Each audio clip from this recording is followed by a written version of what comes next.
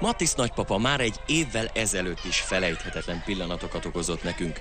Tudják, ő a 11 éves kislány 1 éves kislányának büszke és jóságos nagypapája. Nemrég jártunk náluk a kisunoka szülinapi zsúrján. Matisz urat pedig arról faggattuk, milyen az élet, mióta egyel többen vannak. Egy boldogtán, öröti boldogtán. És nem lesz újabb unoka? Én nem tudom. Ősi tűről láttam, minti tűről láttad. Ő tudnám. Ha én partodtad, maradtati partodat. És hogy mi lesz a fiatalokkal? Nos, a válasz egyszerű, de csak egyszer mutatjuk meg. Mi ha ott a terneti gyeret, attól valahogy nem? Tehát a halált, tehát a bőtől. Mi a tibi, ott a 2-3 év miatt?